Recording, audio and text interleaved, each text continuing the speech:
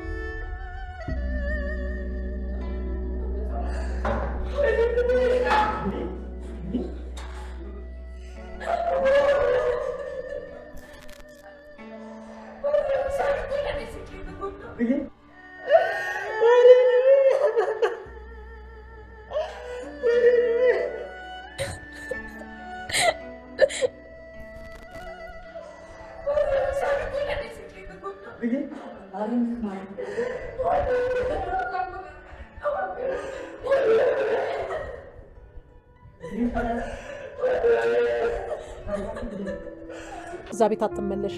ተግባባን አይደለ? እምቢ ካልሽ ደግሞ የፈለግሽውን ነገር መወሰን ትችያለሽ። ግን እኮ እናቴ በቃሽ ቃል። ከዚህ በኋላ ምንም ብትይ ልታታልኝ አትችይም። እሺ? ለራስሽም ለኔም ስትይ ከልብሽ ተቀየሪ። እኛ ደግሞ ትላልቅ ሰዎች ነን፣ ብዙ እናውቃለን። እሺ? በፍጹም ልትሸውጅን አትችይም። እሺ እናቴ እንዳልሽ። እኔ ምልሽ ገነት ብሌን ቆየች አይደለ? አዎ፣ አረ ቆይታለች። ምንኛ ነው ግን የረሳኋት? ወይኔ ልጄን። አረ እንደውም እኮ ብዙ አልቆየችም። ኤቴም እምቢ ብሏል ሊሆን ይችላል። እምቢ ካላት ታዲያ አትመለስም እንዴ? ማም ደግሞ ብሌን አታውቂያትም እንዴ? እምቢ ያለኝ ልተው ብላ የምትመለስ ይመስልሻል እንዴ? ያው የእሷን ድርቅና እያወቅሽ። ቆይ ሳሚስ ስልክ ሊያወራ አይደል እንዲወጣው? እሱ ላይ መጠራጠር ትችላላችሁ። ምናልባት ደግሞ በስልክ ሰበብ ብሌን ሊከተላት ሄዶ ሊሆን ይችላል። ማን ያውቃል እንግዲህ ከሱ ጋር ሆና አለሟን እየቀጨች ይሆናል። የኔ ልጅ እንደዛ አታደርግም። ጨዋና ስነ ስርዓት ያላት ልጅ ናት። ደግሞ ቀለበት ማድረጓን አትርሺ። ስልኬን ቆየት ነበር ያደረኩት። ቆይ ልደውልላት። ቆይ ይሄን ያህል አስፈላጊ ነው እንዴ? ሄሎ የኔ ፍቅር። ዝም በይ ፍቅር አትበይ። ቆይ አንዳንዴ ምን ይሰማዋል ብለሽ እንኳን አታስቢ። በጣም ነው የምታሳዝኙ። እሺ በጣም ይሄ ነገር በጣም ነው የሰለቸኝ። ከዚህ በኋላ ወይኔን ወይ እሱን መረጭ። ለነገሩ አንዴ እሱን መርጠሻል። ከዚህ በኋላ እሱ እዚህ ቤት የሚኖር ከሆነ የኔና አንቺ ነገር ያበቃለታል። እየሰጋው እየተናደድኩ መኖር አልፈልግም። ሳሚ እኮ ድንገት መንገድ ላይ ስለሱ ምንም መስማት አልፈልግም። አቁሚ። ይኸውልሽ አንቺ ትልቅ ሴት ነሽ። የፈለግሽውን ነገር መምረጥ ትችላለሽ። በቃ መረጭ። ወይኔን ወይ እሱን። ባንቺ አፍ የሱስ ስም ሲጠራ እንዴት እንደሚያስጠላኝ ብታቂ ኖሮ አንድ ቀን አትወድም ነበር። ለነገሩ አንቺ ለኔ ስሜት መች ታስቢና ነው?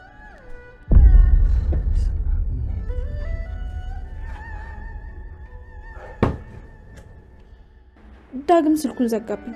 ምን ሆንሽ እንኳን ብሎ አልጠየቀኝም እኮ። የራሱን ስሜት ብቻ ነው እንደሚያስበው። ሳሚ የሆነ ነገር ከሆነ ገዳዩ እሱ ነው። ቆይ እሱን ይሆን ቢሆንስ? ሰላም ሰላም ውዴ ቻናል ቤተሰቦች እንዴት ናችሁልኝ? እንኳን ወደ እኔ ዩቲዩብ ቻናል በሰላም መጣችሁ። ደህና ናችሁ ወይ? አደራ ድራማ እንግዲህ በአደራ ድራማ ላይ በጣም ብዙ አዳዲስ ነገሮች እየታዩ ይገኛሉ። አቶ በኃይሉ እንግዲህ በባለፈው ክፍል ላይ እንዳያችሁት ብሌን ሰላም በኢቴሜ ገንዘብ አውጥተሽ ቶሎ ነይ ብላ ከቤት ልካት ነበረ።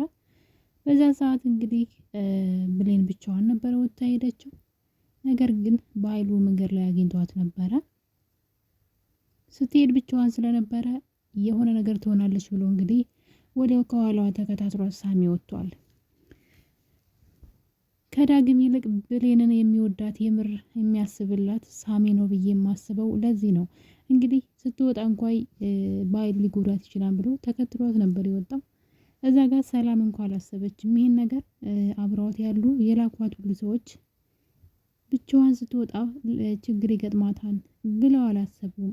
ሳሚ ግን የምር ከልቡ ሰው የሆነ ሰው ነው። እንግዲህ ተከትሏት ከኋላዋ ሄዶ ነበረ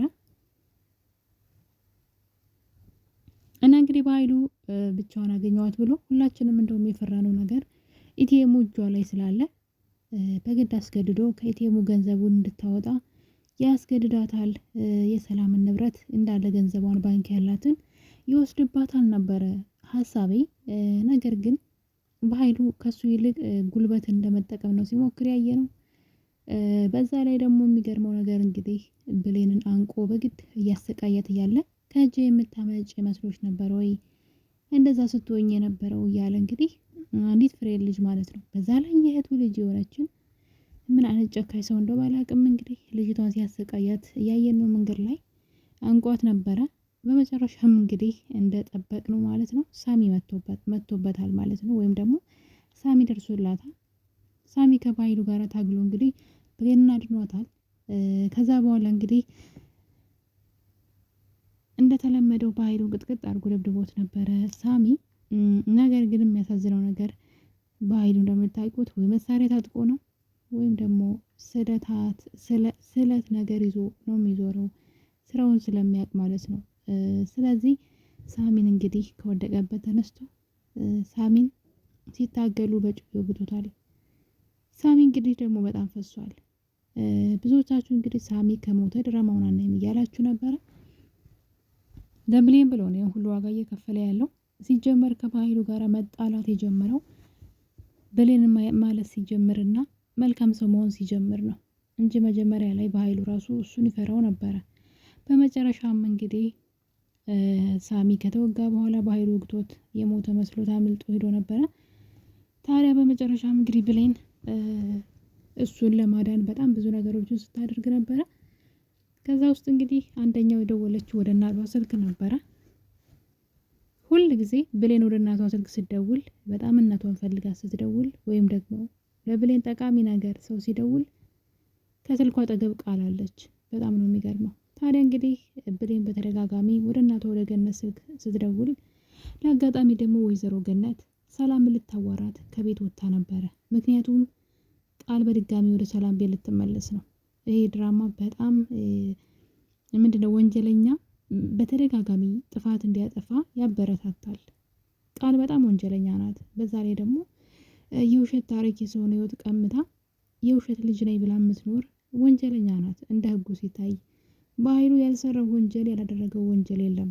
ነገር ግን አሁንም ተጨማሪ እድሜ እየተሰጠው በተደጋጋሚ ሰዎችን ሲጎዳ ያየን ነው እና ሰው በጣም በዚህ መጠን ወንጀል ከሰራ በኋላ በህግ መጠየቅ ሲገባው ጭራሽ ሌላ ወንጀል እንዲሰራ በተደጋጋሚ እንግዲህ እድል ሲሰጣቸው እያየን ነው። የሚገርመው ነገር ቃል ከቤት ከተባረረች በኋላ ሰላም በቃኝ አንቺ ነገር ብላ የአልማዝን ጉዳይ ካወቀች በኋላ ሰላም አባራት ነበረ። ነገር ግን ቃል አንድ ቀን ውጭ ነው ያደረችው። እንግዲህ ያለምንም ምግብ መጠጥ ያለምንም ልብስ ውጭ ላይ አድራ ነበረ። ታዲያ በቀጣይ ቀን የዳግም እናት ወይዘሮ ገነት አግኝታት መንገድ ላይ የብሌን እናት ማለት ነው። ቀድመን እንግዲህ ከዳግም በፊት የብሌን እናት ሆና ነው እኛ ያገኘናትና ስለዚህ ያኔ እንግዲህ ቤት በፊት እንዳንቋሸሸቻት እንደሰደበቻት ሳይሆን እሷ እንደሷ ስላልሆነች ወደ ቤቷ ወስዳት ነበረ። ምግብም መግባት አለች፣ ብቻ ልብስም ልትለብስ አድርጋታለች ተንከባክባ። በመጨረሻ ሰላም ጋር ደውላለች ነይ ልጅሽን ውሰጂ ብላ ማለት ነው። እና ሰላም ግን ቃል አሁንም እያስመሰለች ነው። አልተመለሰችም ወይም ደግሞ አልተስተካከለችም። ወደ ቤት እስክትመለስ ነው እንጂ በፍጹም እያስመሰለች ነው ብላለች ሰላም። ለዛም ወደ ቤት ልትወስዳት አልፈለገችም። በዚህ የተነሳ እንግዲህ ቃል ደግሞ ሰላምን የሚያሳዝን ቃላቶች እየተናገረች አንቺ እናት ነሽ ወይ ጨካኝ ነሽ፣ ገነት እንኳን ላልወለደቻት ለብሌን እንዴት እንደምትጨነቅ ብታያት አንቺ እናት ነሽ ወይ እያለች ኧረ ብዙ ነገር ብቻ ሰላም ውስጧን እንዲሰማት ሆን ብላ ማለት ነው መጥፎ ቃላቶችን ስትናገራት፣ ሰላም ግን አውቃ እያስመሰለች እንደሆነ ስለገባት ቃልን ወደ ቤቷ ልትወስዳት አልፈለገችም። ታዲያ እንግዲህ ሰላም ይህን ቃላቶቿን ስትሰማ ትታት ከቤት ትወጣለች በረንዳ ላይ። ለዛ ነው ወይዘሮ ገነት ሰላም ልታዋራት ወደ በረንዳ የወጣችው። በዛ ሰዓት እንግዲህ ብሌን ወደ እናቷ ስልክ ትደውላለች። ምክንያቱም ደግሞ ሳሚ እርዳታ ያስፈልገው ነበረ። እንደምታዩት በጩቤ ተወግቶ ደሙ እየፈሰሰ ነው። ታዲያ ቃል እንግዲህ ስልኩን ሳታነሳላት ቀርታለች ማለት ነው። እንዳይነሳ አድርጋለች። ምክንያቱም ይመስለኛል አቶ በኃይሉ ቀድሞ ደውሎ ሳሚን በጩቤ እንደወገውና ብሌንም አብራው እንዳለች ሳይነግራት አይቀርም። ስለዚህ ቃልም ሆን ብላ ነው እንግዲህ ሳሚ እንዲሞት ስለምትፈልግ ነው እናቷ ስልኩ እንዳታነሳ የፈለገችው እንደሚመስለኝ ከሆነ። ታዲያ በመጨረሻም እንግዲህ ስልኩ በተደጋጋሚ ቢደወልም የሚያነሳው ሰው አልተገኘም። በዚህ የተነሳ እንግዲህ በመጨረሻም እንግዲህ ብሌን ያላት አማራጭ ሳሚ ጋር መደወል፣ ዳግም ጋር መደወል ነበር፣ ፍቅረኛዋ ጋር ማለት ነው። እንግዲህ ከዛ ቀደም ብሎ ዳግም ስልክ ደውሎላት የት ነሽ ሲላት እናቴ ቤት ነኝ አለችው። ወይዘሮ ገነት ቤት ነኝ አለችው። ከዛ ሳሚ በቃ እኔ ውስጥ ጠብቅሻለሁ ሲል ኦኬ ከሳሚ ጋር ነሽ ወይ አላት። አዎ ከሳሚ ጋር ነሽ ስትለው ከሱ ጋር እየተንዘላዘልሽ በእናቴ ታማኛለሽ፣ ውሸታም ነሽ ምናምን ብሎ የማይሆን ቃል ሲናገራት ነበረ። ማውሸት ምን አስፈለገ እያላት ነበር። እሷም እንግዲህ እናቴ ጋር ነኝ ብትለውም ስልኩን ጆሮዋ ላይ ዘግቶባታል። ታዲያ በዛ ተጣልተው ስለነበረ በድጋሚ ትደውልለታለች። አማራጭ ስላጣች ነበር የደወለችለት። ሳሚ በጣም ደግሞ እየፈሰሰ ነበረ። እናት ተኛ አትሄድ እባክህ እያለች በእኔ ምክንያት እንደዚህ ሆነ መቼም ጸጸቱን አልችለውም እያለች ነበረ። በመጨረሻም ዳግም ጋር ትደውላለች። ዳግም ስልኩን ካነሳ በኋላ ሊያዳምጣት አልፈለገም። የራሱን ወሬ ብቻ አውርቶ ዘጋባት። ብሌን የሚረዳት አጥቶ ስትሰቃይ ነበር እዛ መንገድ ላይ እንግዲህ ሳሚ እንደዛ ሆኖ ማለት ነው። በመጨረሻም እንግዲህ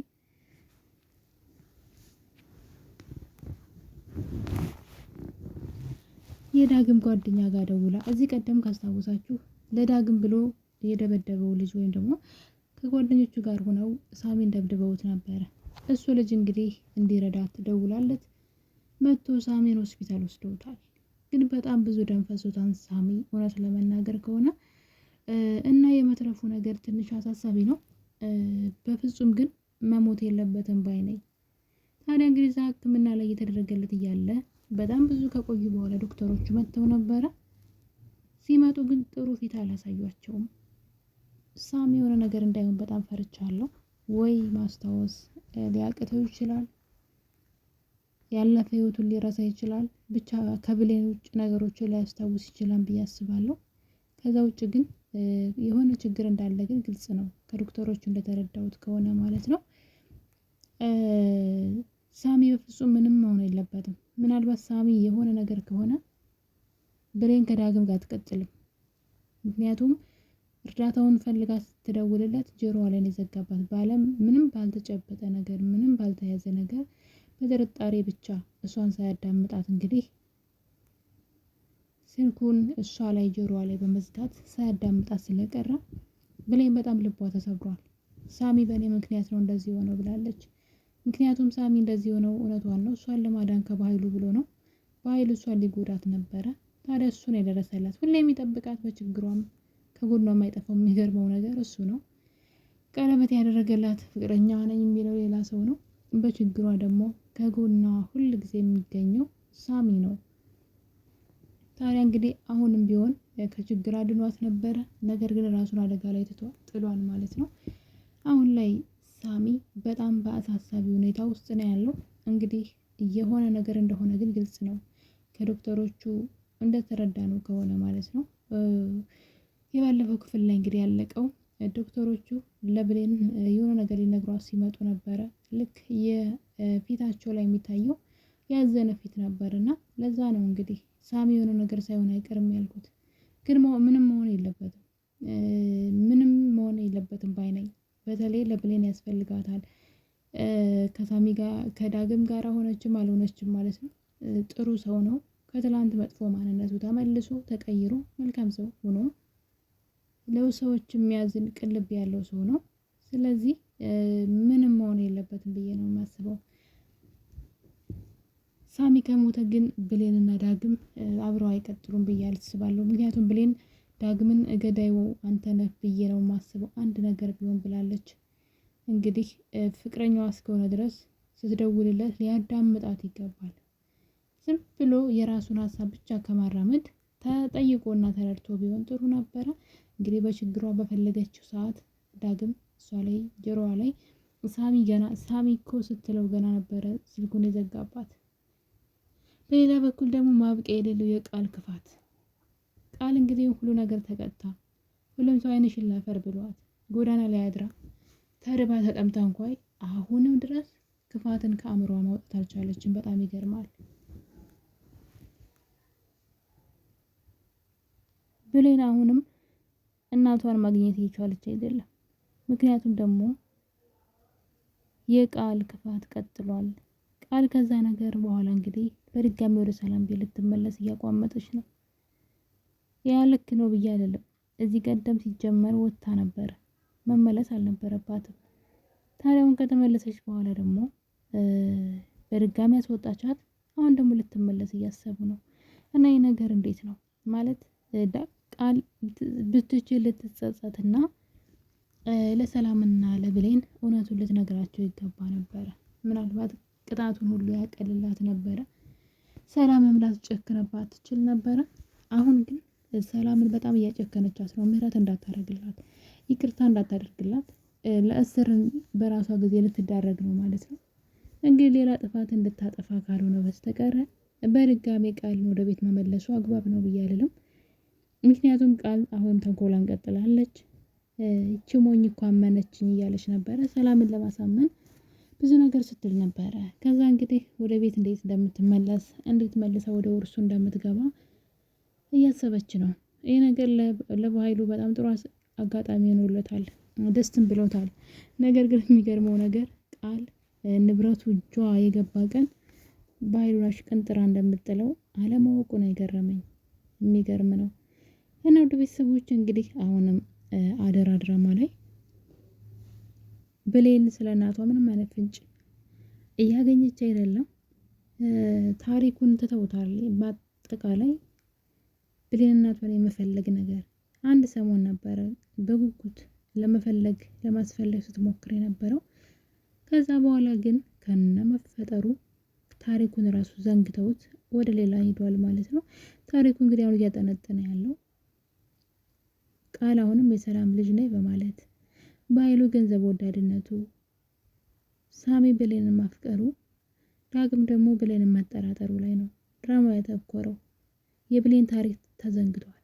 ብሌን አሁን ላይ እናቴ የት ናት፣ እናቴ ማን ናት ማለትን ትታለች። ይህ ነገር አግባብ ነው ብዬ አልልም።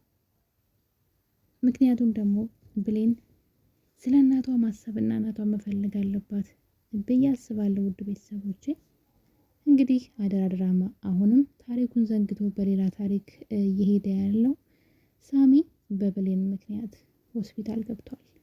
እሷን ለማዳን ብሎ በኃይሉ ራሱን አደጋ ላይ ጥሏል። ብሌን ሳሚ የሆነ ነገር ከሆነ ራሷን ይቅር አትልም። ነገር ግን ሳሚ ደህና ከሆነ ቀጣይ ህይወቷ ምናልባትም ከሳሚ ጋር ሊሆን ይችላል ብዬ አስባለሁ። አደራ ክፍል 76 እንግዲህ ትረካችን ይህን ይመስል ነበረ። እንደወደዳችሁት ተስፋ አደርጋለሁ።